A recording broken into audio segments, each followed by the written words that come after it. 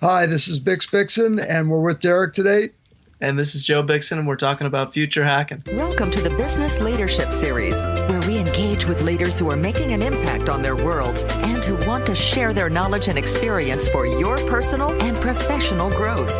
The following interview is designed to inspire you to become the best leader you can be.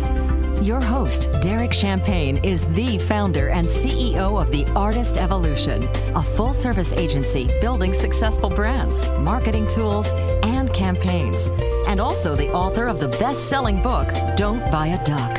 And now, let's begin today's Leadership Series interview. Welcome to the Business Leadership Series, where our goal is to inspire you to become the best leader that you can be.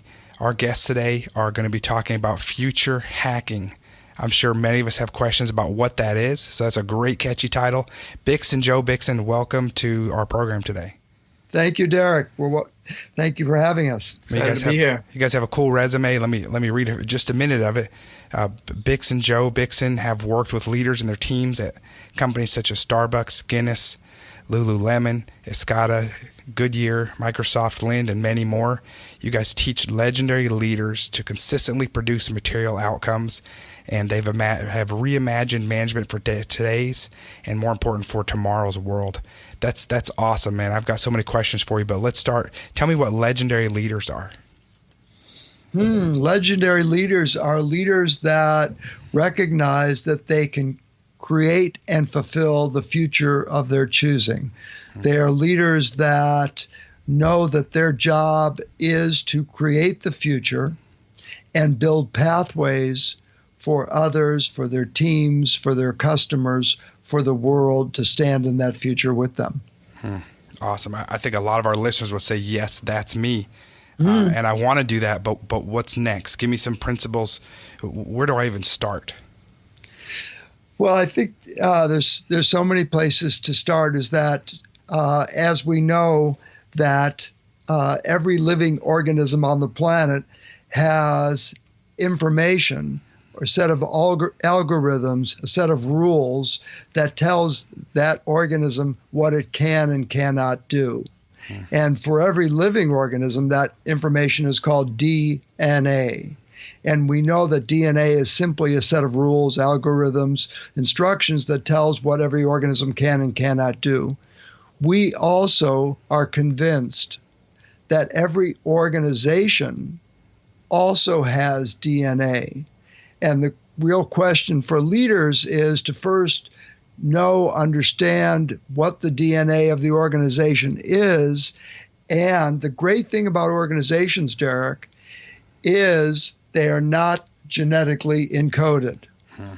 And so what happens, as you know, that weakens organizations, that so many of the prominent organizations that have now been knocked off the Fortune 500 either have weakened themselves or go out of existence, is because they don't know how to continuously reinvent in the face of continuously change. So that's one thing that I'm sure leaders are confronted by, and that what future hacking is really designed is access to what the organizational DNA is and how to invent new organizational DNA. Yeah, I love the whole concept. Take us for a minute. Just give us define future hacking for our listeners. Yes, Derek, future hacking is for leaders and organizations to develop the ability to continuously create and fulfill the future of their choosing. So you're basically being able to intentionally re-engineer or retool your DNA. Is that what the future hacking is? Yes, exactly. That's awesome. So give us some ways to do that. One of the topics you talk about is the ability to create the future of your choosing. What are some basic steps or some intro steps to say, I recognize that that's something I want to do. I'm an owner myself here. I'm a CEO and a founder, and there's change that I want to see. What are some steps I can take to be intentional about that? Well, thank you for your question. So the first one is that one of the ideas we invite people to consider, and the other really important thing for us, Derek, is that we're always there inside the leader's commitment.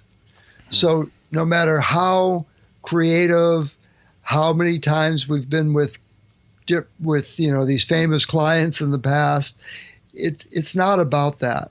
It's really about being there, committed to supporting the leaders accomplishing what they're committed to, versus it being about us. So that's one of the first distinctions. It's about partnership rather than we now know the answers and we're going to tell you.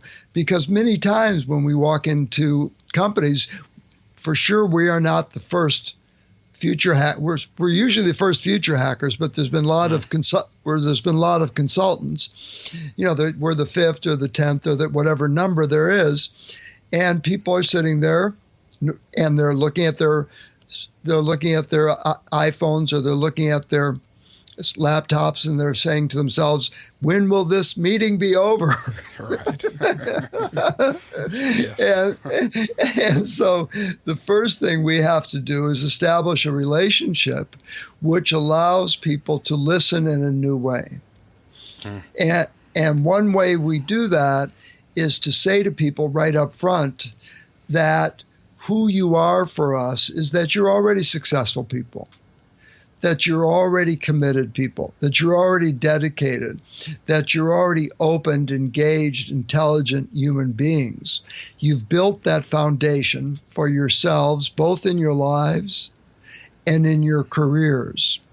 And on that foundation, we're inviting you, asking you, challenging you to consider that something else is possible. So our first job is to allow people to, because so many times people come into companies and the conversation, whether people are saying to people or not, is there's something wrong with you and now we're here to fix that. And, Joe will tell you one of our favorite quotes from Schweitzer, right? Who we use all the time when we go into a company to talk to people about that is, Albert Schweitzer's a doctor, and so he says, the doctor's job is to, when they walk in to be with the patient, it's that the patient has what they need to in order to heal themselves, and so the whole deal is coming in and being a partner. So the quote is, each patient carries their own doctor inside them. They come to us not knowing that truth. And we are best when we give the doctor who resides within each patient a chance to go to work. Wow.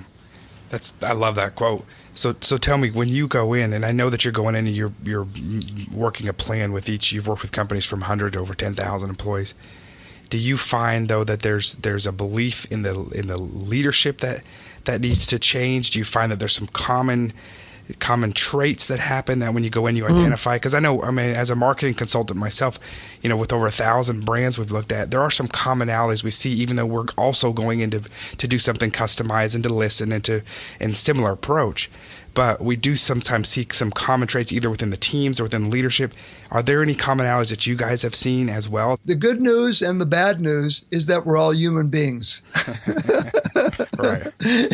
And the thing about being human is that for the most part, when we go to think about what we want to have happen, what results we need, what is our performance we need, what's the future, for the most part, where we go to look for that is in the past. We don't get up in the morning and say to ourselves, well, today I'm going to look in the past to find out about the future. But for the most part, it's the difference between what we call urgency and an emergency. So you've seen many times that something happens in an emergency where afterwards people are described as heroic. They ran into a burning car and they pulled somebody out and they picked something up that was 3 times their weight and they pulled somebody else out. And then afterwards, they're called, wow, what a hero. Well, if we ask that person in the morning, hey, listen, just want to let you know on your way to work today, there's going to be this terrible accident and we're asking you to jump out of your car, run into a burning car, drag somebody out, pick up something that's 3 times your weight, and pull that person out, will you do that? And people will say, no. And we'll say, why? Well, I'm too weak. I can't pick up something 3 times my weight. I'm scared of fires. I would never do that. And yet time and again, we've either experienced it or we read about people doing that. Why? Because for the most part, when we go to find out what we can and cannot do, when we go to find out what our companies can and cannot do, we look into the past. Oh, I'm too weak. I'm scared of fires. That's too much for me, to find out about the future unknowingly. This is like just what it is to be human. And yet, in the face of the emergency, people acted what's later described as heroically. Why? Because rather than acting from their story about themselves, I'm weak, I'm scared of fires, that's too overwhelming, they acted out of what is happening. And what is happening is there really was somebody that was in an emergency that needed help. You saw that and you acted out of it.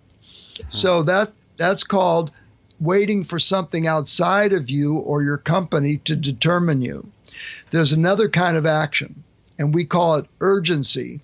And urgency is, rather than having the circumstances determine what you can and cannot do, it's you intervening into the stories that you have about yourself, your company, your competitors, the marketplace, and recognizing, oh, here's the current way we're thinking. Here's the current way we're approaching our business. Here's our current business model.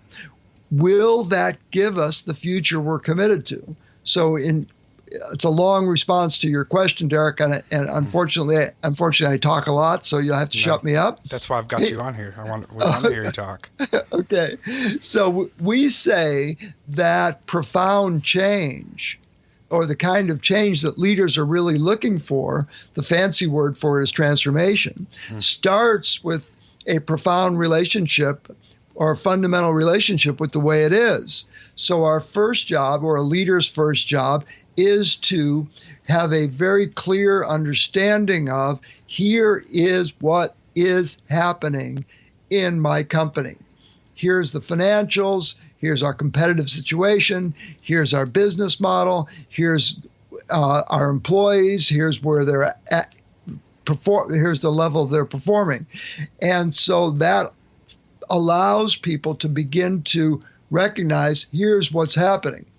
And then we've got some really powerful ideas. And one of them is that the DNA for organizations lives in the conversations that people are having. Conversations with each other, conversations with their customers, conversations about their competitors, and as importantly, the conversations with themselves. And why we ask people to consider that is because it's not theoretical. It's not abstract. We can listen to the conversations we're having, and we can ask ourselves, will these conversations give us the future we're committed to? And the great thing about conversations is that they are not genetically encoded.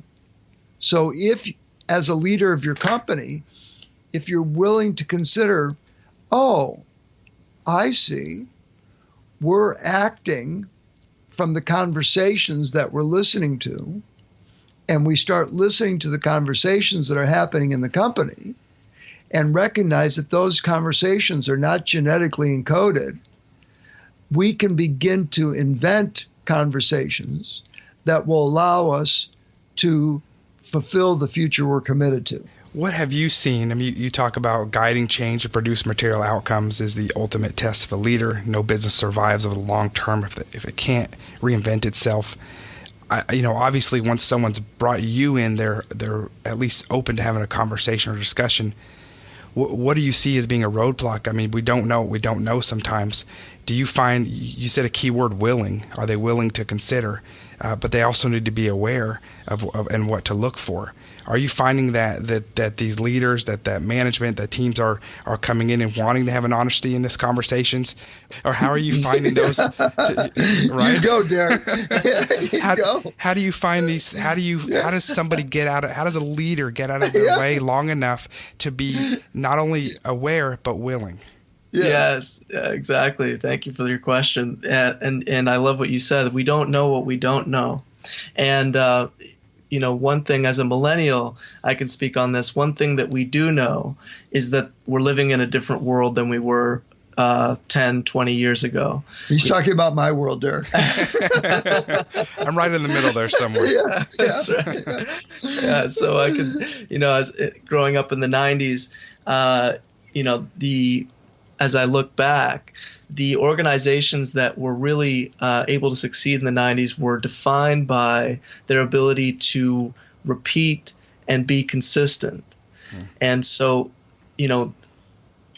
that is changing. And so one thing that we do know when we walk into an organization is that every leader is having to deal with a different world than they were 10, 20 years ago. Right. The world is now defined by change. And as we know, one thing that happens with change is it begets and accelerates more change. Mm-hmm. And so the internet, the world of organizations, platform organizations, businesses that are based on technology are changing everything. And so, a lot of the times when we come in, it's an experience for people that they're wondering, well, how do I deal with this changing world? And, we are experts at annoying people, right? Right? Because you've got to challenge, the basic ideas of the current way it is. And that's why we call ourselves future hackers, because one of the ways we say it is future hacking, the end of consulting. Well, what does that mean? Besides being provocative, what we're asking people to consider is if you put new ideas into the old box, you'll simply get more of what you already have with a new name. Okay? Uh-huh. And people are skeptical at best and cynical at worst that this is more of that, right? So we need to break through that skepticism for sure and the cynicism and allow people to remember.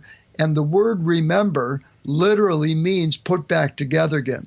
So what's happened in the world that Joe talked about in the old style world is that people's voices, they didn't have a voice to really be responsible or to be independent or to really be engaged in a way that could allow the company to grow and thrive and innovate in the face of the changing world. So remember is to remember that we've got something to say about the way it goes in life.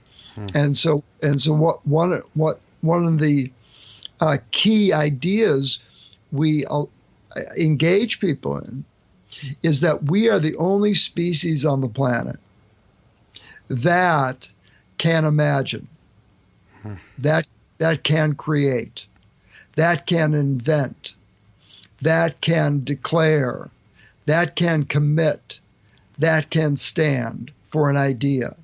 We're the only species on the planet that can say something and act out of it. And so our jobs, first with leaders and then with their teams throughout the company, is to allow people to see, oh yeah, I can create, invent, imagine, stand for an extraordinary future. And we can find ways to translate that into actions and results with velocity. So the companies before all this change was happening could get away with that. Now we need everybody's intelligence, everybody's innovation, everybody's creativity, everybody's engagement at a level we never knew we needed before. Right. And so that's what future hacking is. It's that engaging people in recognizing their ability to imagine, their ability to create, their ability to invent, their ability to stand, and their ability to translate that into actions and results. So that's, I love that. So am I to understand, though, it's a commitment and a willingness and an awareness from leadership, but then it's got to have a buy-in and engagement and relies on the team for this transformation. Absolutely. And we are really fussy about language. So when we hear buy-in, if I buy into somebody, it's still their idea that I'm buying into. We like the word ownership. When I own it, it's mine. So you want to talk about responsibility and all that, how we get into that? Yeah, so the one of the core ideas of this whole business, people are willing to consider that the conversations in the company are literally shaping their actions, and that we have the opportunity to act from ideas, big ideas that that really are shaping our actions. Then one of those big ideas is this business called responsibility. And what responsibility is, all it is that rather than having the circumstances in the world, the competitors, my coworkers, the various things that are happening around me in the world of my job, or the number of emails I've got to deal with. Right. I'm tired. I was up all night with my baby. Yeah. Right. Yeah, the traffic this morning. Yes. Yeah, right. This coffee is lousy. And so rather than having those be the cause for the way I'm acting, for my behavior, all responsibility is shifting the locus of responsibility to that I and my business have everything to say about the way it goes. Mm-hmm. And the good part about that is, as soon as I take the stand that I am responsible, I have a say about the way it goes. The bad part about that, the moment I say I am responsible, all of my excuses disappear.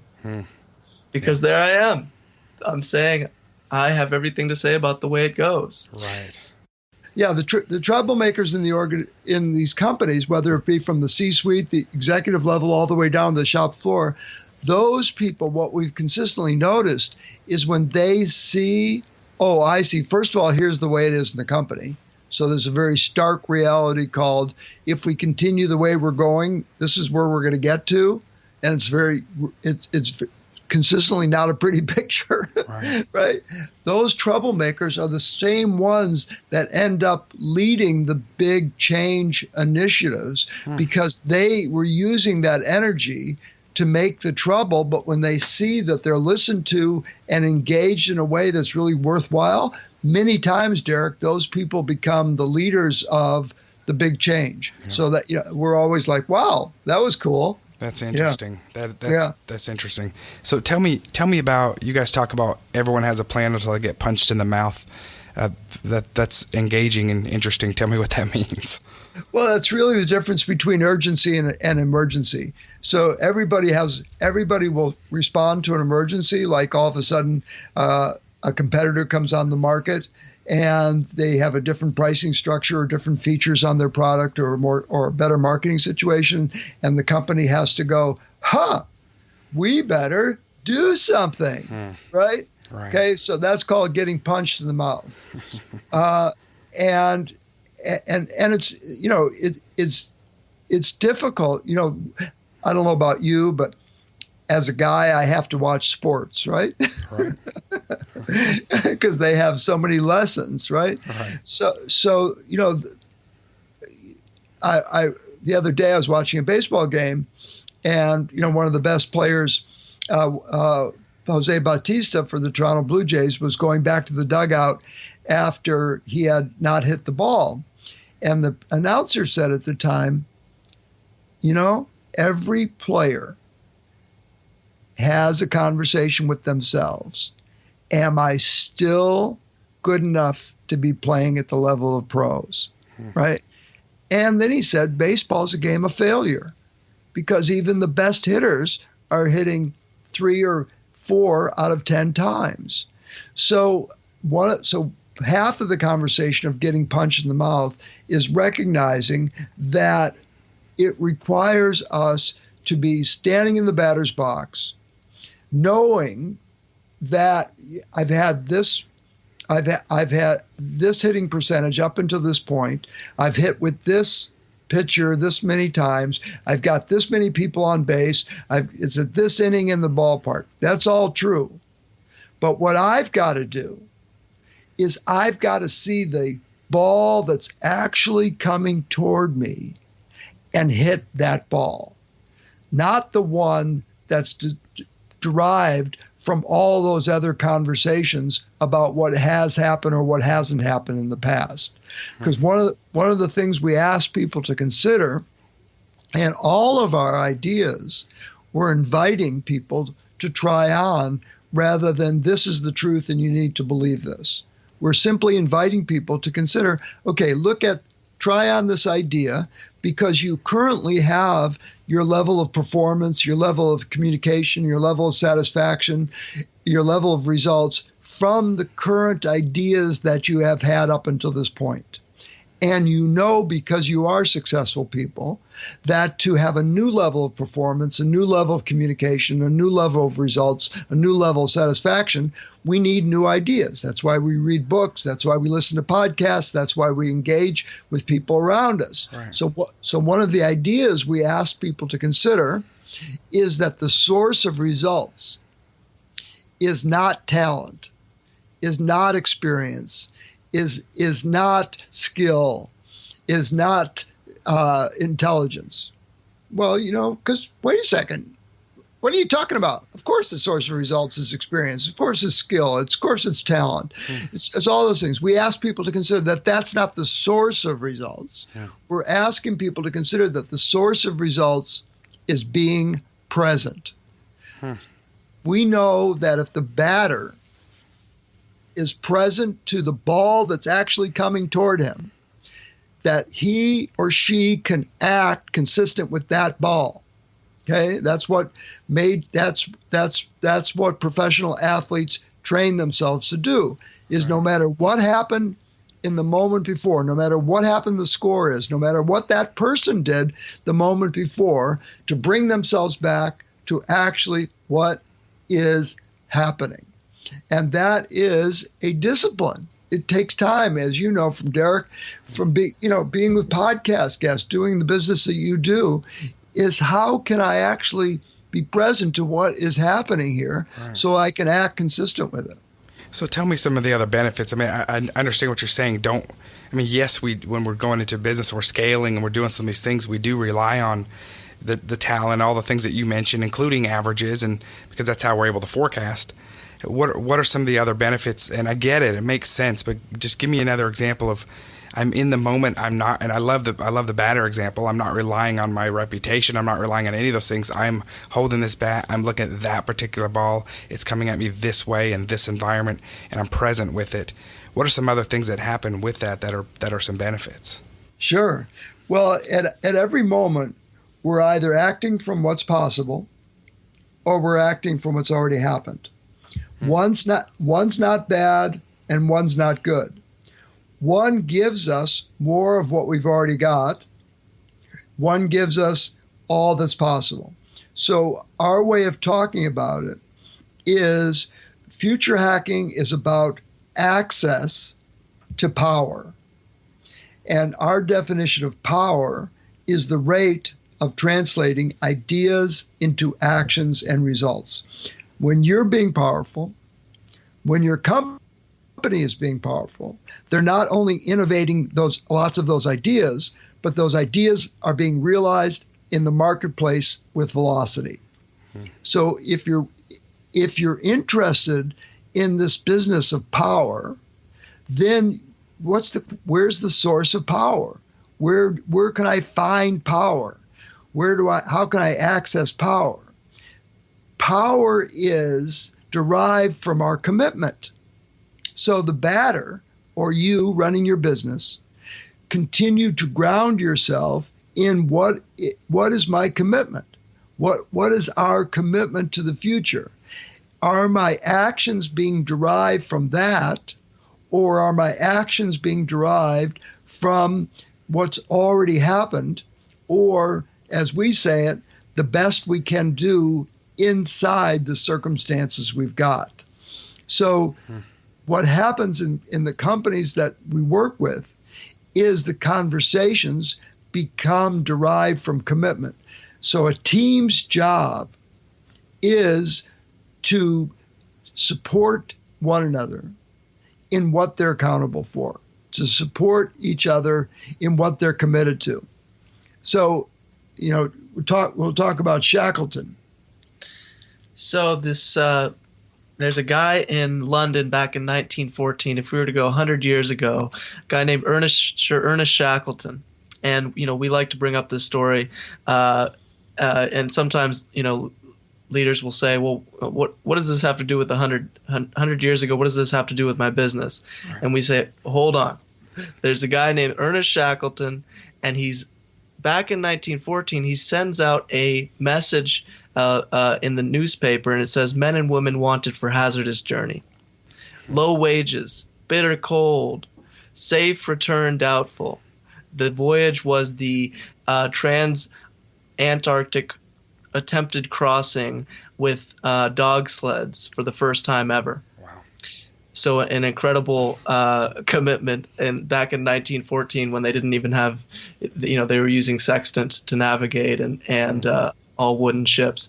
So they sail down to Antarctica, and Shackleton and his 28 men end up getting stuck in the ice. And they are frozen in the ice for close to 2 years. They live through the polar winter, which, as we know, down in the bottom of the earth, there's no sunlight. So literally they are in complete darkness, negative temperatures.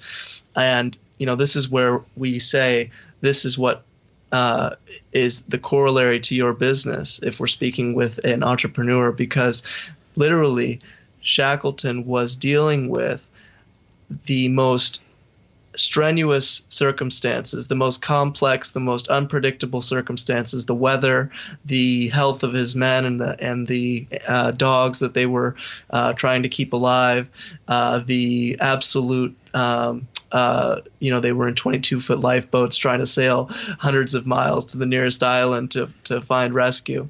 So Shackleton was a future hacker. And what he was doing, people will say, well, he learned how to navigate, and he was a skilled navigator, and he could lead his men. And so we always ask, well, does that give people access to what he was actually doing? And what he was actually doing was he was committed to a future. And he consistently, no matter what the circumstance, no matter what the total, there's all these stories of having to,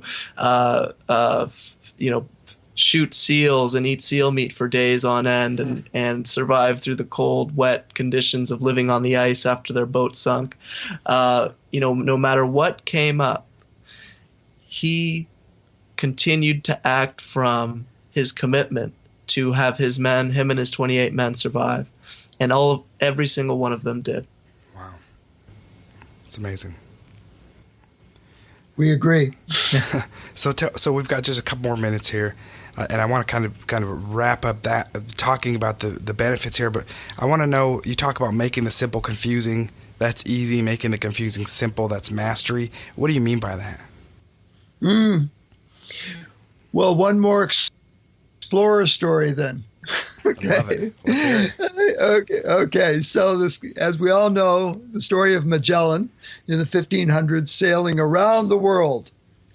And he came to the southwest coast of South America, and he had to resupply his ships. So he puts the anchors down in the bay. He and his men come on shore, and they start doing what they needed to do to resupply the ships. And at some point, somebody that lived in South America came down to the beach on which Shackleton was standing and said to him, "How did you get here?" So Shackleton's standing on the beach, wondering, looks out into the harbor, points, and says, "On those ships," and however they could communicate. The guy from South America, standing on the beach, looks out in the harbor and says, "What ships?" So if you were in a meeting with us in a company, Derek, we would then ask you, where were the ships for the people in South America? And then people get annoyed and wondering what the hell we're talking about, and roll their eyes and whatever else. And eventually somebody says there were no ships for those people. They couldn't see them. And the great thing is that Magellan had the wherewithal at that time to recognize, wait a second, that person that's asking me that question has the same eyes that I have, yet they're not seeing what I'm seeing. So he had the wherewithal to understand, oh, I see. I need to create the idea of ships so that person could see ships. And for the most part, we think that the people that we're leading or the people in our company should see them. That's why we hire them. So we sit there as leaders, ships, don't you see ships? What's wrong with you? I hired you to see a ship. Those are ships. Now start seeing those. Right. Right? Versus a leader's job is to create the future, in this case ships, in a way that other people could see them and act from them. So our job is to invent and create an inspiring future, or as Steve Jobs used to say, an insanely great product, so that other people could see that and act out of it. Love it. I love how you tied it back in. This is the Business Leadership Series. I really appreciate you both coming on today. Give me a couple. I want to know how our listeners can contact you, but I also want to just give me just a couple more pieces of advice for our leaders out there who are listening and have their pen out and are saying, yes, I get it. That's me. I want to be that type of leader. We want to paint that vision. We want to be future hackers. What are some next steps they take? What are a few takeaways that they say, yeah, okay, I can handle that, and point themselves in the right direction?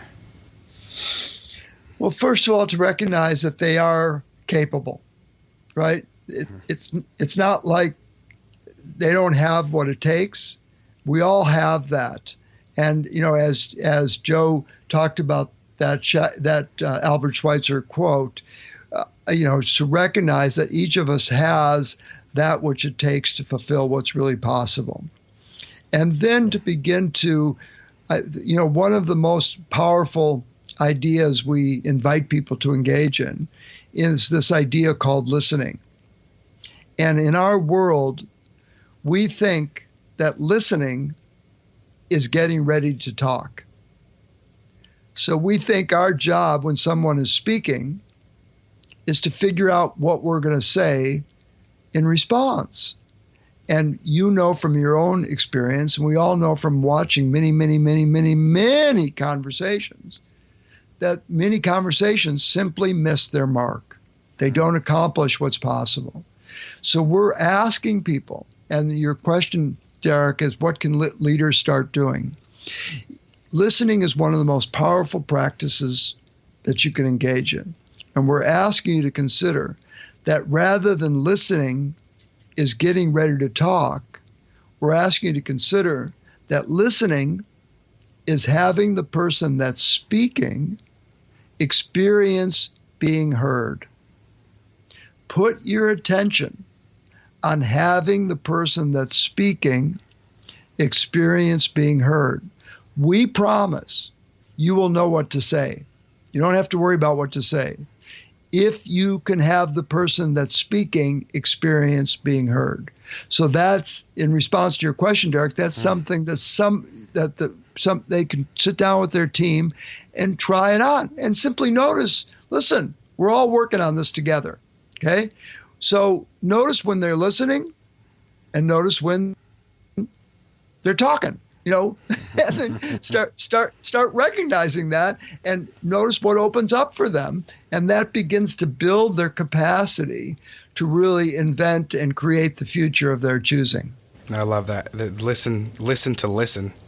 Let them be heard and be in the present. You talked about being in the present. That's a great time to practice that as well.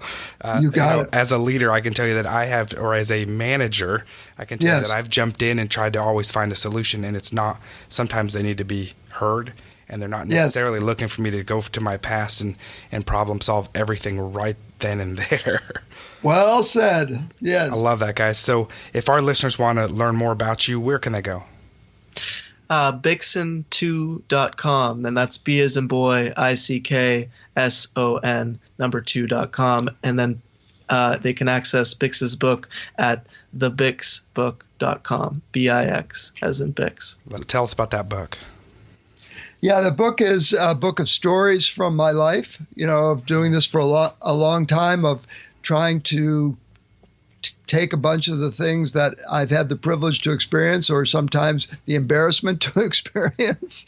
Like the book starts with saying that, after my first day with all of our clients, I call my wife Christine at night and I say to her, I want a real job. I want to make something. I don't want to do this. And she usually says, we usually talk about what our dog Marley is thinking, and then I laugh and go to bed. But for years, Derek, I wondered why, and why I felt like that. And I realized is that we cannot do this work to people. We can only do this work with people. And when we're doing the work, we're experiencing the difficulties that our clients, our leaders, our companies are having. Because when we're experiencing it with them, then we can both see together in our partnership what's needed and what's possible. And so the book is a book of stories about those experiences over years. I love it. And I see you've got a website here too that's easy to remember, futurehacking.biz, that jumps right over to that Bixon 2 website as well. Thank you. There's some challenging things for us leaders and aspiring leaders is things like yielding and listening, and that it starts with us a lot of times to see this change, and that's the difficult part, but I know that all of us are committed to doing that. And Bix and Joe, again, thank you so much. You guys are rock stars in what you're doing, and I'm excited to see the big things that you continue to do. I can't wait to read that book too. So thank you again, and I look forward to following the amazing things that you guys are doing. Derek, thank you for your generosity and welcoming us so well to your podcast. We appreciate it. Yes. Thanks, guys. We'll talk soon. Cheers. You've been listening to the Business Leadership Series, where we engage with leaders who are making an impact on their worlds and who want to share their knowledge and experience for your personal and professional growth. This interview was designed to inspire you to become the best leader you can be.